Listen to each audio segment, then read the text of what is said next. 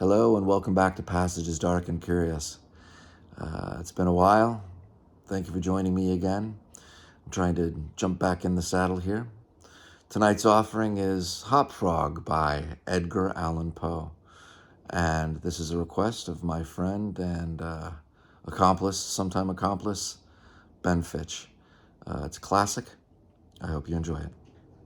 And as always, if you like what you see, if you like what you hear, please like, share, comment, and subscribe. As you know, I don't know which way that's going to play out. Anyway, Hop Frog by Edgar Allan Poe. Enjoy.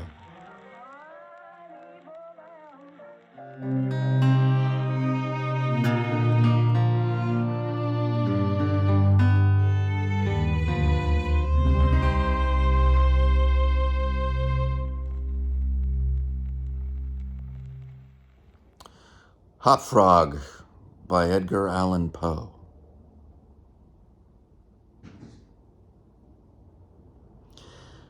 I never knew anyone so keenly alive to a joke as the king was. He seemed to live only for joking. To tell a good story of the joke kind and to tell it well was the surest road to his favor. Thus it happened that his 7 ministers were all noted for their accomplishments as jokesters. They all took after the king, too, in being large, corpulent, oily men, as well as inimitable jokers. Whether people grow fat by joking or whether there is something in fat itself which predisposes to a joke, I have never been quite able to determine. But certain it is that a lean joker is a rara avis in terris. About the refinements, or as he called them, the ghosts of wit, the king troubled himself very little. He had an especial admiration for breadth in a jest, and would often put up with length for the sake of it. Over-niceties wearied him. He would have preferred Rabelais' Gargantua to the Zadig of Voltaire. And upon the whole, practical jokes suited his taste far better than verbal ones.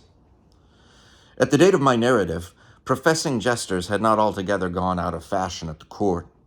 Several of the great continental powers still retained their fools, who wore motley with caps and bells, and who were expected to be always ready with sharp witticisms at a moment's notice in consideration of the crumbs that fell from the royal table. Our king, as a matter of course, retained his fool. The fact is, he required something in the way of folly, if only to counterbalance the heavy wisdom of the 7 wise men who were his ministers, not to mention himself. His fool, or professional jester, was not only a fool, however. His value was trebled in the eyes of the king by the fact of his being also a dwarf and a cripple. Dwarfs were as common at court in those days as fools, and many monarchs would have found it difficult to get through their days. Days are rather longer at court than elsewhere, without both a jester to laugh with and a dwarf to laugh at. But, as I have already observed, your jesters in 99 cases out of 100 are fat, round, and unwieldy, so that it was no small source of self-gratulation with our king that in Hop Frog, this was the fool's name, he possessed a triplicate treasure in one person. I believe the name Hop Frog was not that given to the dwarf by his sponsors at baptism, but it was conferred upon him by general consent of the 7 ministers on account of his inability to walk as other men do. In fact, Hop Frog could only get along by a sort of interjectional gait, something between a leap and a wriggle, a movement that afforded illimitable amusement and, of course, consolation to the king, for, notwithstanding the protuberance of his stomach and a constitutional swelling of the head, the king, by his whole court, was accounted a capital figure. But although Hop Frog, through the distortion of his legs, could move only with great pain and difficulty along a road or floor, the prodigious muscular power which nature seemed to have bestowed upon his arms, by way of compensation for deficiency in the lower limbs, enabled him to perform many feats of wonderful dexterity, where trees or ropes were in question, or anything else to climb. At such exercises, he certainly much more resembled a squirrel or a small monkey than a frog. I am not able to say with precision from what country Hop Frog originally came. It was from some barbarous region, however, that no person ever heard of, a vast distance from the court of our king. Hop Frog, and a young girl very little less dwarfish than himself, although of exquisite proportions and a marvelous dancer, had been forcibly carried off from their respective homes in adjoining provinces and sent as presents to the king by one of his ever-victorious generals. Under these circumstances, it is not wondered at that a close intimacy arose between the two little captives. Indeed, they soon became sworn friends. Hop Frog, who, although he made a great deal of sport, was by no means popular, had it not in his power to render Trippetta many services. But she, on account of her grace and exquisite beauty, although a dwarf, was universally admired and petted, so she possessed much influence and never failed to use it, whenever she could, for the benefit of Hop Frog. On some grand state occasion, I forget what, the king determined to have a masquerade. And whenever a masquerade or anything of that kind occurred at our court, then the talents both of Hop Frog and Trippetta were sure to be called into play. Hop Frog, in especial, was so inventive in the way of getting up pageants, suggesting novel characters, and arranging costume for mass balls that nothing could be done, it seems, without his assistance. The night appointed for the fete had arrived. A gorgeous hall had been fitted up under Trippetta's eye with every kind of device which could possibly give eclat to a masquerade. The whole court was in a fever of expectation. As for costumes and characters, it might well be supposed that everybody had come to a decision on such points. Many had made up their minds as to what roles they should assume, a week or even a month in advance, and in fact there was not a particle of indecision anywhere, except in the case of the king and his 7 ministers. Why they hesitated, I never could tell, unless they did it by way of a joke. More probably they found it difficult, on account of being so fat, to make up their minds. At all events, time flew, and at last resort they sent for Trippetta and Hop Frog. When the 2 little friends obeyed the summons of the king, they found him sitting at his wine with the 7 members of his cabinet council. But the monarch appeared to be in a very ill humor. He knew that Hop Frog was not fond of wine, for it excited the poor cripple almost to madness, and madness is no comfortable feeling. But the king loved his practical jokes, and took pleasure in forcing Hop Frog to drink, and, as the king called it, to be merry. "Come here, Hop Frog," said he, as the jester and his friend entered the room. "Swallow this bumper to the health of your absent friends." Here Hop Frog sighed. "And then let us have the benefit of your invention. We want characters. Characters, man. Something novel, out of the way. We are wearied with this everlasting sameness. Come, drink. The wine will brighten your wits." Hop Frog endeavored, as usual, to get up a jest in reply to these advances from the king, but the effort was too much.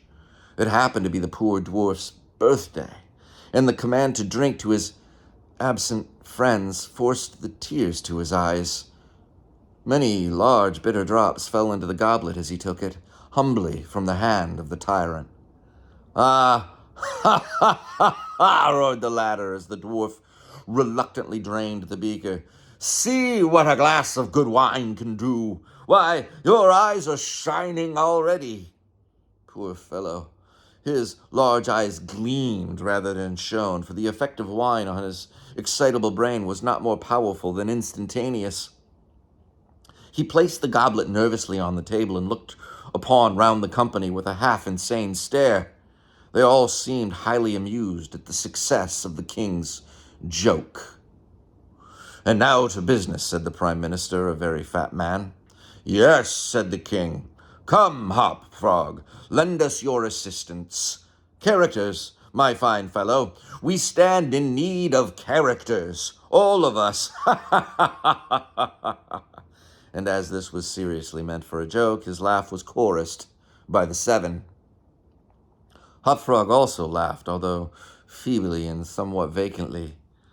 Come, come, said the king impatiently. Have you nothing to suggest?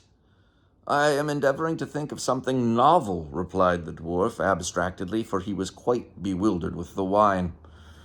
Endeavoring, cried the tyrant fiercely. What do you mean by that? Ah, I perceive you are sulky and want more wine. Here, drink this. And he poured out another goblet full and offered it to the cripple, who merely gazed at it, gasping for breath. Drink, I say, shouted the monster, or by the fiends. The dwarf hesitated. The king grew purple with rage. The courtiers smarked. Trippetta, pale as a corpse, advanced to the monarch's seat and, falling on her knees before him, implored him to spare her friend. The tyrant regarded her for some moments in evident wonder at her audacity. He seemed quite at a loss what to do or say, how most becomingly to express his indignation.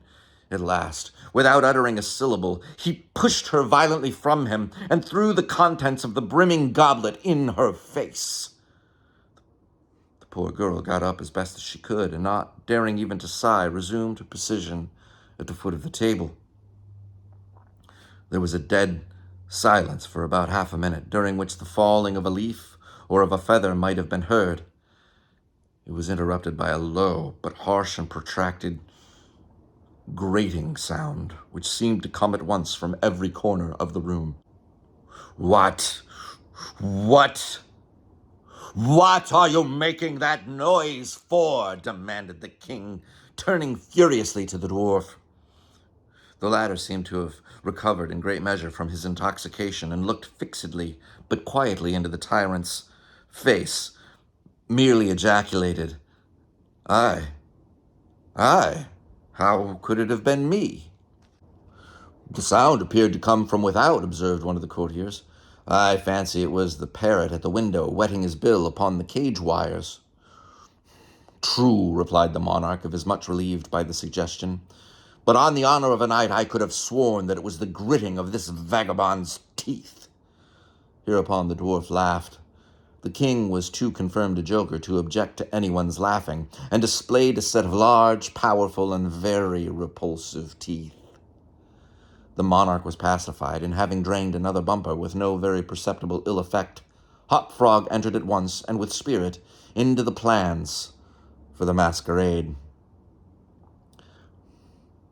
I cannot tell what was the association of idea, observed he, very tranquilly, as if he had never tasted wine in his life.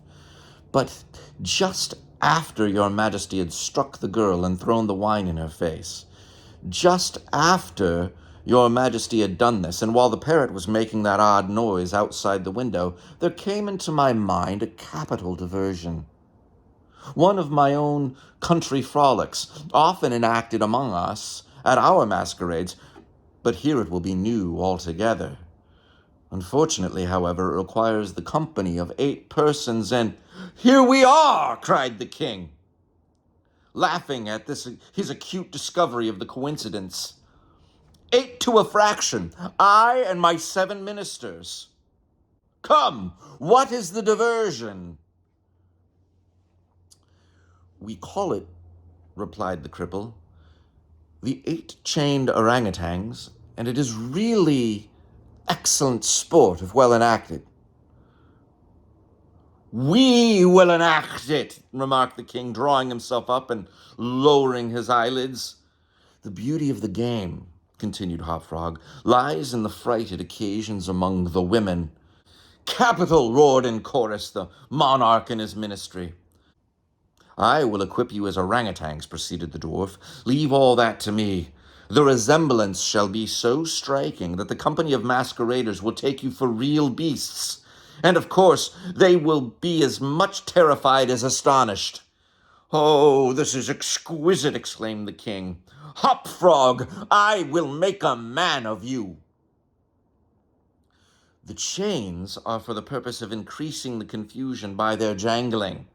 You were supposed to have escaped en masse from your keepers. Your Majesty cannot conceive the effect produced, at a masquerade by 8 chained orangutans, imagined to be real ones by most of the company, and rushing in with savage cries among the crowd of delicately and gorgeously habited men and women. The contrast is inimitable. "It must be," said the king, and the council arose hurriedly, as it was growing late, to put in execution the scheme of Hopfrog. His mode of equipping the party as orangutans was very simple, but effective enough for his purposes. The animals in question had, at the epoch of my story, very rarely been seen in any part of the civilized world, and as the imitations made by the dwarf were sufficiently beast-like and more than sufficiently hideous, their truthfulness to nature was thus thought to be secured. The king and his ministers were first encased in tight-fitting stockinette shirts and drawers. They were then saturated with tar. At this stage of the process, some of the party suggested feathers, but the suggestion was at once overruled by the dwarf, who soon convinced the 8 by ocular demonstration that the hair of such a brute as the orangutan was much more efficiently represented by flax.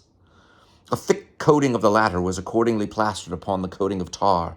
A long chain was now procured.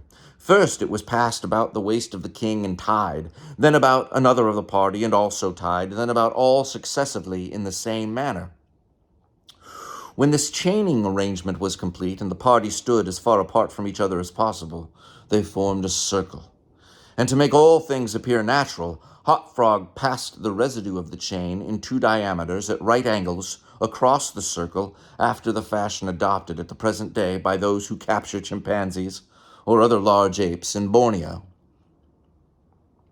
The grand saloon in which the masquerade was to take place was a circular room, very lofty and receiving the light of the sun only through a single window at the top. At night, the season for which the apartment was especially designed, it was illuminated principally by a large chandelier, depending by a chain from the center of the skylight and lowered or elevated by means of a counterbalance as usual. But in order not to look unsightly, this latter passed outside the cupola and over the roof. The arrangements of the room had been left to Trippetta's superintendence, but in some particulars, it seems, she had been guided by the calmer judgment of her friend, the dwarf. At his suggestion, it was that, on this occasion, the chandelier was removed.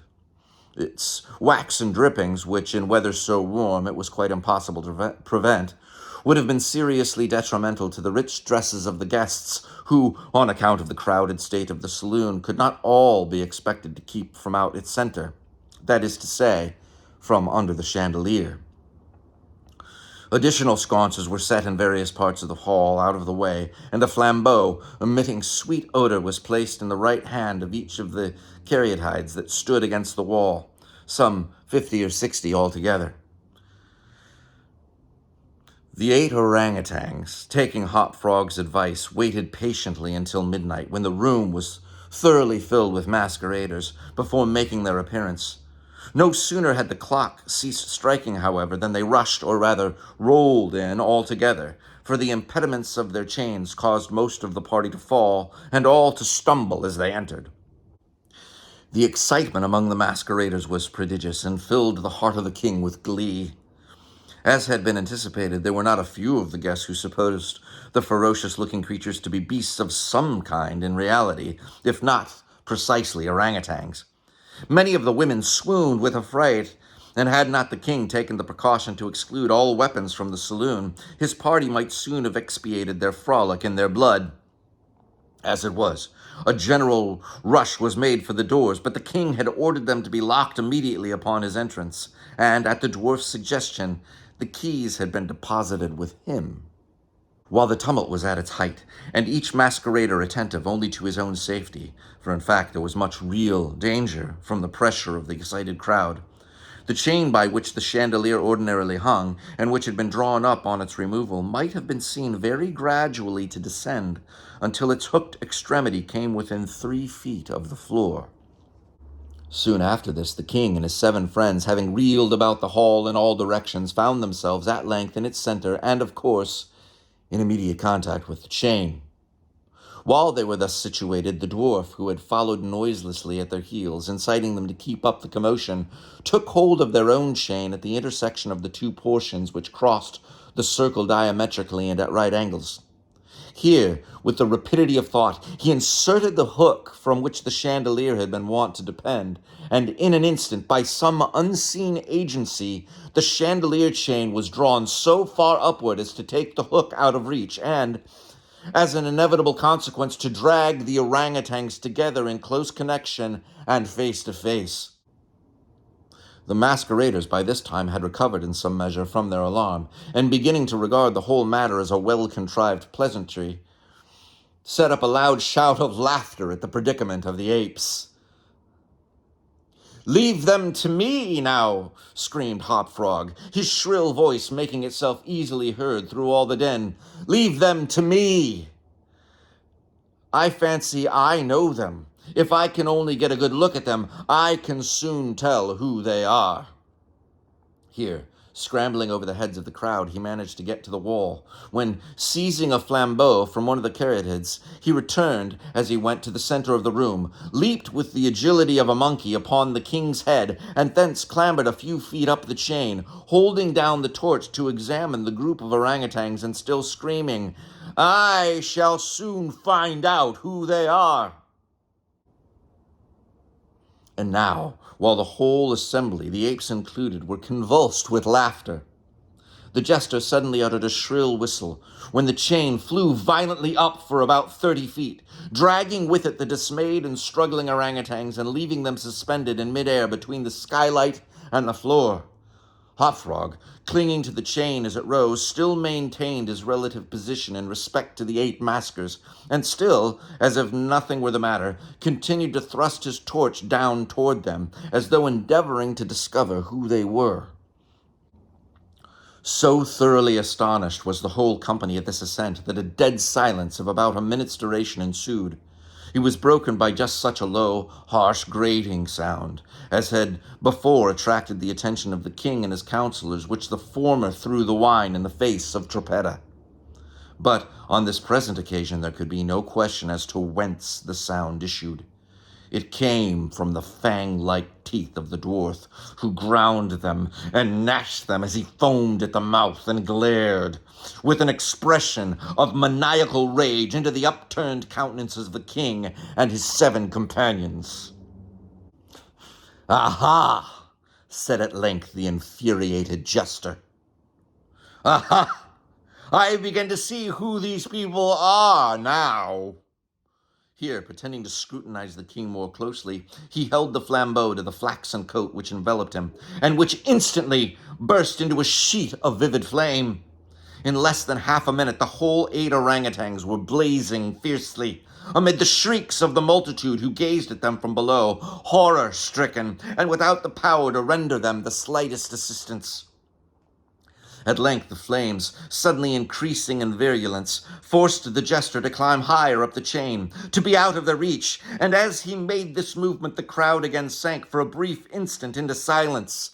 The dwarf seized his opportunity and once more spoke.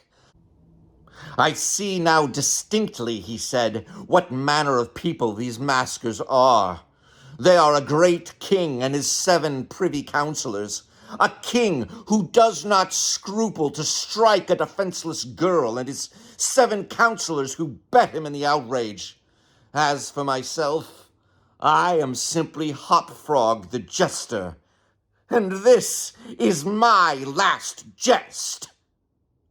Owing to the high combustibility of both the flax and the tar to which it adhered, the dwarf had scarcely made an end of his brief speech before the work of vengeance was complete. The 8 corpses swung in their chains, a fetid, blackened, hideous, and indistinguishable mass. The cripple hurled his torch at them, clambered leisurely to the ceiling, and disappeared through the skylight. It is supposed that Trippetta, stationed on the roof of the saloon, had been the accomplice of a friend in his fiery revenge, and that together they effected their escape to their own country, for neither was seen again.